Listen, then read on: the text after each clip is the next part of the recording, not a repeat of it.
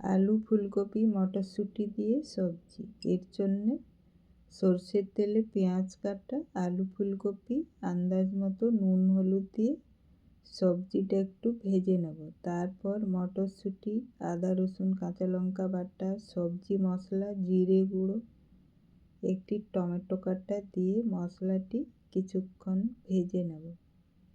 মশলার কাঁচা গন্ধ চলে গেলে তার মধ্যে দিয়ে দেব জল। জল দিয়ে নেড়ে চেড়ে আলু ফুলকপি সিদ্ধ হওয়া পর্যন্ত ঢাকা দিয়ে রান্না করব। সবজি সিদ্ধ হয়ে এলে জল একটু শুকিয়ে নেব। ব্যাস রেডি হয়ে গেল আজকের রেসিপি, তাজা তাজা আলু ফুলকপি মটরশুঁটি দিয়ে সবজি।